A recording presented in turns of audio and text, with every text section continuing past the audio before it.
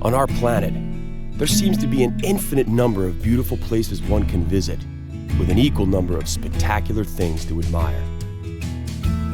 It requires nothing more than a curiosity to observe what is all around you. The miracle of nature manifests in countless ways, from breathtaking vistas to the simple movements of a common heifer. The purpose of this program is to present you with the extraordinary diversity of our miraculous blue planet so that you can discover these things for yourself.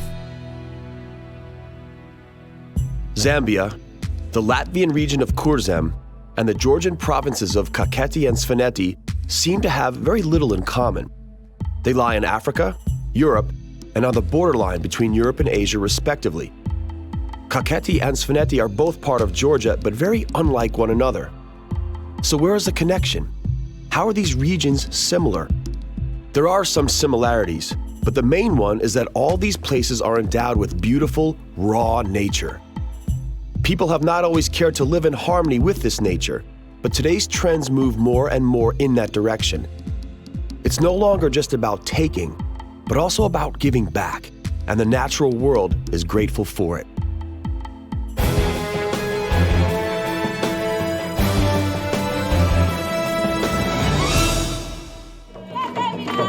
Zambia's history is long and colorful. Human predecessors lived here as far back as several million years. The year 1851 was an important milestone. It's the year when the Scottish explorer, missionary, and doctor David Livingstone arrived. He was the one who discovered the world-renowned Victoria Falls. Zambia has long been a part of Northern Rhodesia. The independent Republic of Zambia only declared itself in 1964. It is a poor, typically developing country where AIDS is a huge problem. The average life expectancy is only 45 years, and there are 95 stillborns for each 1,000 live births. The official language is English, but many local regional languages are also used. The capital is Lusaka, with a population of 1 million.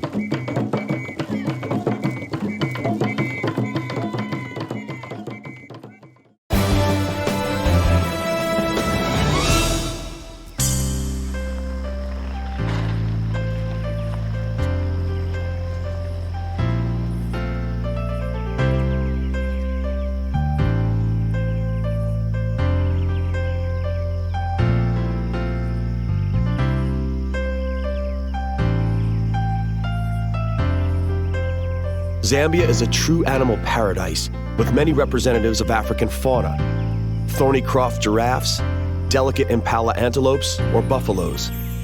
The thorny-croft giraffes are distinctly different from other African giraffes. Sadly, there are less than 1,000 left.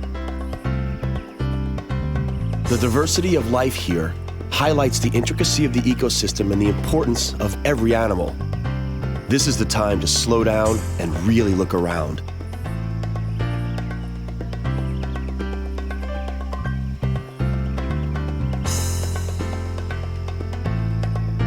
The lion is king of the animals here, just like everywhere else in Africa. Even so, the lion is wary of the hippo. There are unique cases when lions have mauled a hippo, but the hippo is usually outnumbered. The lion wouldn't dare attack a healthy, mature individual.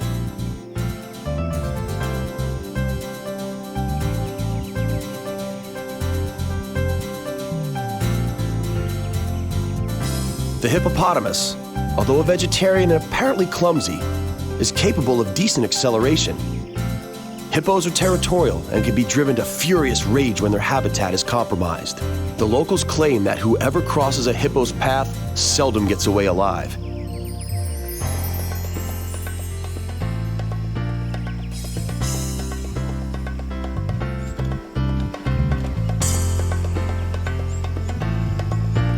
The elephants are thoroughly enjoying a morning bath in the wetlands.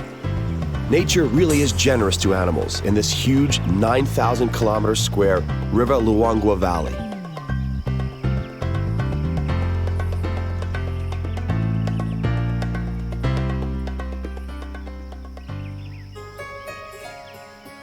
Zambia's natural wealth is striking, and the animals find food everywhere. The majestic baobab tree is a source of a tasty snack. The African baobab is the only one of the 8 different baobab trees that grows on the African continent. All the other types, with one exception, can be found only on Madagascar.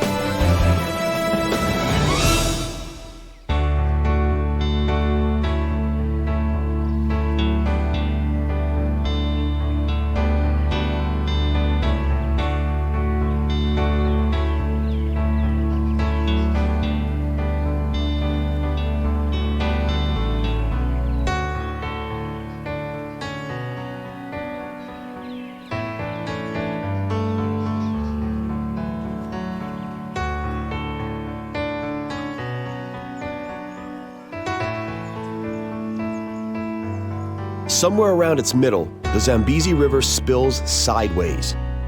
50 years ago, the gigantic hydroelectric feat called Kariba was built on it. Zambia shares the energy produced by this hydroelectrical power station with Zimbabwe. The large dam also boasts an abundance of fish. Tigerfish, for example, are renowned and can grow up to respectable sizes.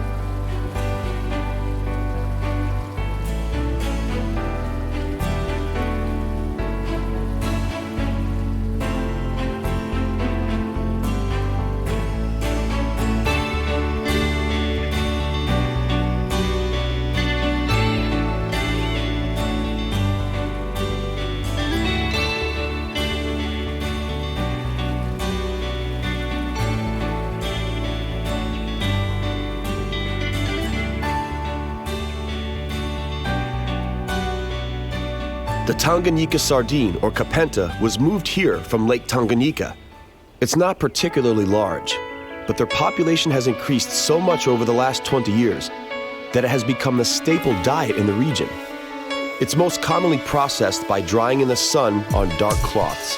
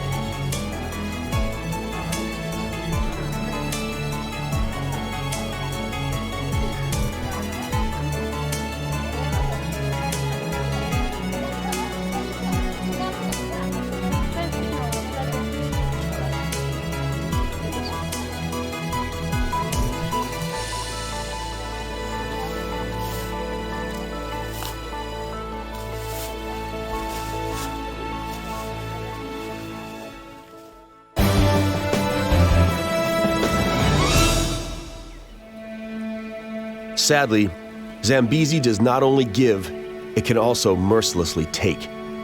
Nicky Rousseau, an ex-auto racer who moved here from Namibia to set up a tourism fishing business, can testify to this.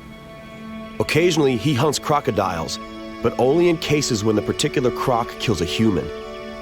Come dusk, he sets out for the hunt, catches the crocodile, guts it, and removes the human remains so that the bereaved have something to bury. In this case, the laws of revenge are ruthless and at the same time provide a kind of justice.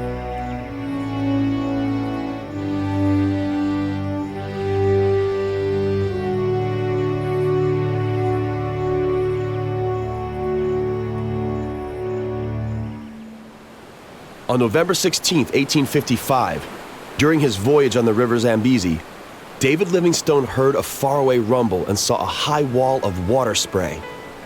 The deafening noise made him dock at one of the little islands. He was stunned and speechless as he saw the river disappear below a nearby edge.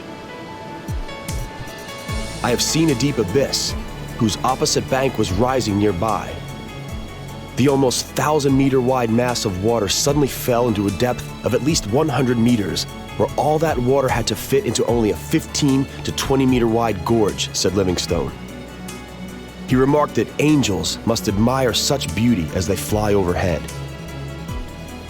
He named this breathtaking discovery after the British ruler at the time, Queen Victoria. These waterfalls form a natural border with neighboring Zimbabwe. Such an elemental spectacle is definitely worth visiting over and over again. The water churns in this white stone crevice. As the water falls 120 meters, it first breaks on the stone walls, then hits the bottom so that the water is forced back up again and sprays in all directions. As Forrest Gump would say, rain that flew in sideways, and sometimes rain even seemed to come straight up from underneath.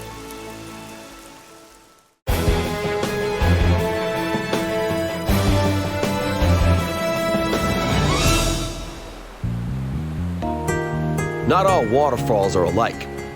While Victoria Falls are among the largest in the world, this waterfall in Kurzeme, a region that's part of Latvia, is, in spite of its rather miniature size, still the highest waterfall in this country.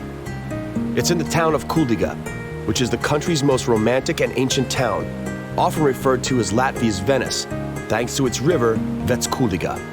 The water here falls from the respectable height of 4 meters.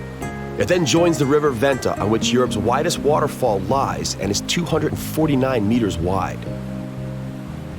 In Kurzeme, just like the rest of Latvia, we find reminders of the Soviet era literally on every step. Latvia declared its independence from Russia in 1918, but didn't get to enjoy it for very long. In 1940, Latvia was invaded by communist Russia, the Soviet Union. Tens of thousands of Latvians were murdered or dragged off to Soviet concentration camps. Latvia was the Latvian Socialist Republic until 1991, when the Soviet Union disintegrated. Kurzeme forms the western part of Latvia. Its most important area is a cape where the Baltic Sea meets the Bay of Riga. Their battle is evident in the sand. The name of this part of the world comes from the Kur tribe. In ancient times, this tribe was very feared, but in the end, the bloody battles during the course of history wiped them out.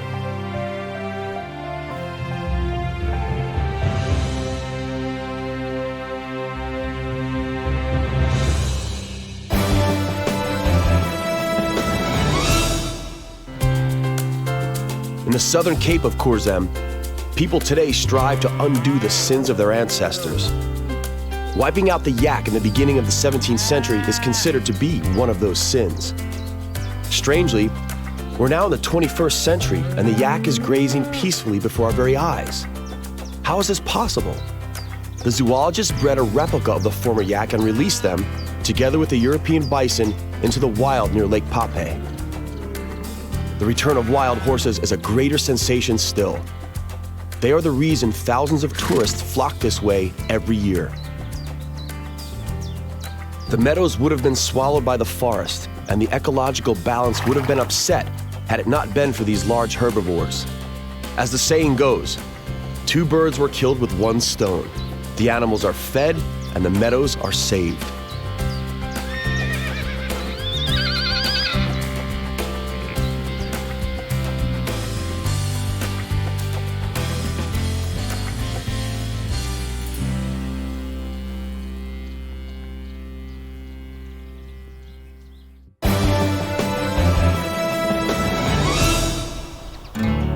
In Kurzeme, this is not the only example of a return to ancient traditions.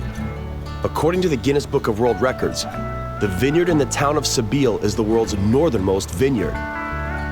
Wine has been cultivated here since the Middle Ages, and this tradition was revived again in 1989. Should you feel like some Sabil wine and wish to purchase a bottle, you're in for a disappointment. All of the wine is drunk during the wine festival and none is left to be bottled. The question is it so good, or is there so little of it? Ever-present wine cellars, as well as wine made literally in every household, proves that wine production is deeply rooted here.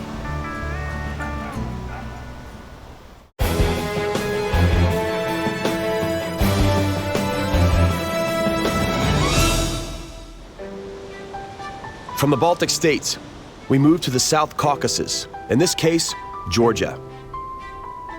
To be even more specific, we are now visiting the country's largest winemaking region, known as Kakheti. While the winemaking traditions in Kurzeme reach back to the Middle Ages, wine has been grown in Kakheti for 8,000 years.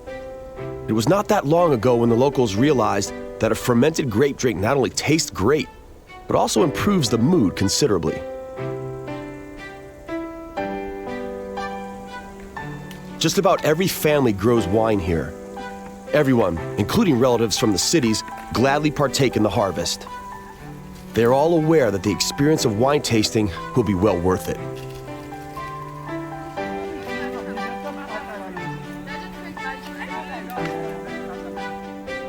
The yucca plant is one of the reminders of Soviet rule, who grew it for its medical properties.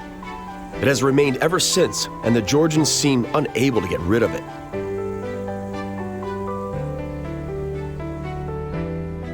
While the beautiful and fertile vineyards stretch to the Alazani Valley to the 4,000-meter-high Caucasus in the north, the steppe in the south gradually turns semi-arid.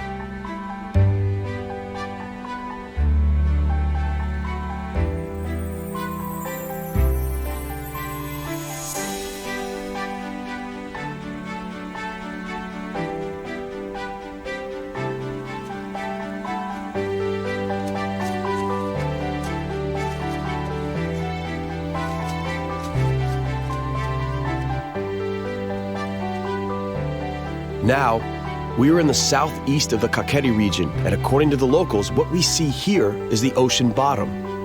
They claim that once this was underwater. Now, all that remains are vast and barren steppes. As far as one can see, there is only grass and a few herdsmen.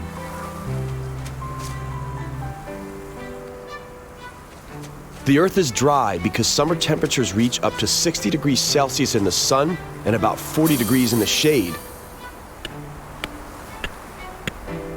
The problem is that there really is no shade. Well, maybe here, in the Bear Ravine that was once favored by Soviet filmmakers as a set for westerns.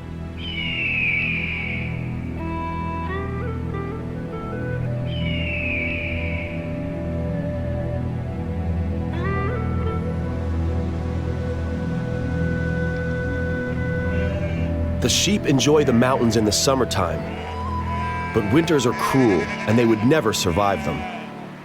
They set out from the north across the whole Kakheti all the way to the southeastern valleys. There is only one road. It is dangerous and has been fatal to many careless drivers.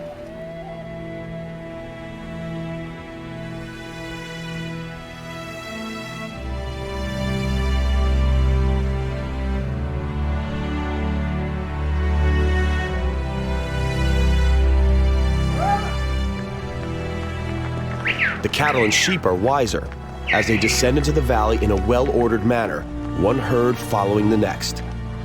Their stamina is remarkable, seeing that they must overcome a mountain pass 3,000 meters above sea level.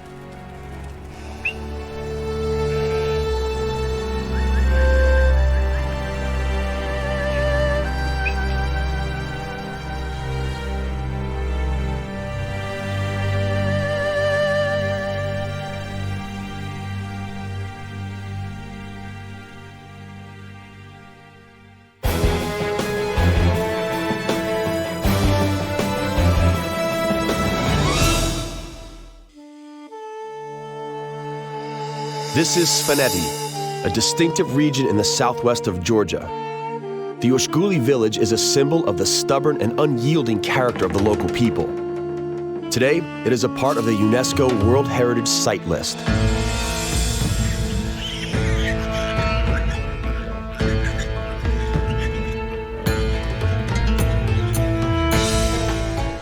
It lies 2,000 meters above sea level, and no one has ever managed to conquer it. Those who tried failed. The stone towers known as Murksvan were mostly built in the Middle Ages. The towers were connected by tunnels, and when enemies arrived, the people simply climbed up with supplies of food and water and removed the ladder. They could last for months, long enough for the enemy to give up. The Mongolians, who vanquished just about everything in the vicinity, also failed.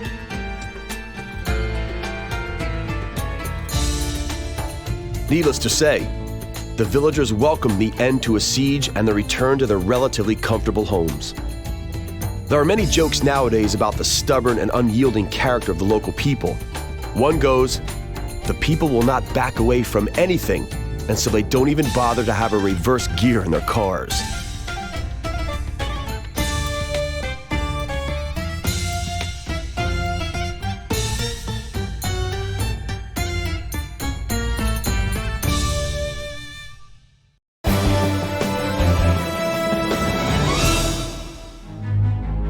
Mount Ushba is mythical and cruel. With its height of 4,700 meters, it's a real challenge for many mountain climbers. Conquering the top is extremely dangerous. According to Nuksar Nugriani, who has reached the top 11 times,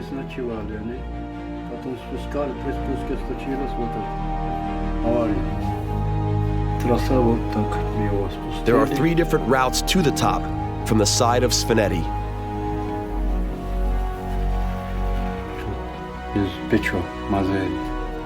His sons have followed in his footsteps, and both were lucky. Many others have lost their lives here: Georgians, Americans, Dutch, South Africans, Latvians, and many more. Nuksar helped bring down a total of 25 lifeless bodies. He himself has lost a leg while doing it. It had to be amputated due to severe frostbite. According to ancient legends, Mount Ushba is the home to gods and to the devil himself. In the past, locals were afraid to climb and anger them. The god's wrath was particularly merciless and cruel.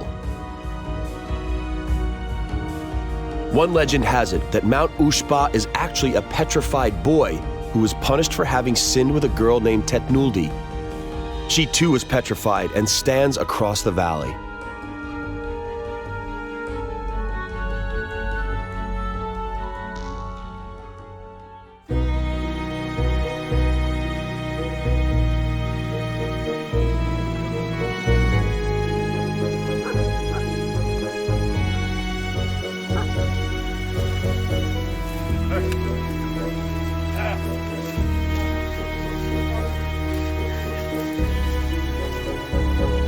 The summer is drawing to an end, and preparations for winter are in full swing. Supplies of food and wood are refilled, and hay is brought in from the surrounding steep hillsides. The harsh winter will not spare even these birds of prey.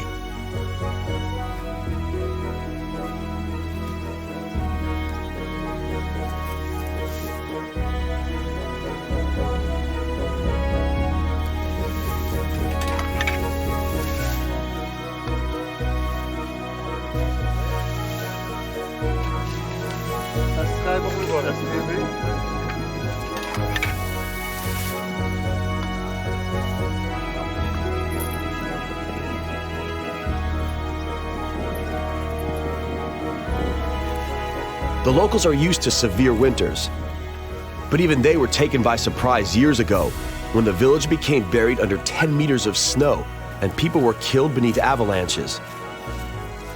Let's hope the upcoming winter shall be somewhat milder.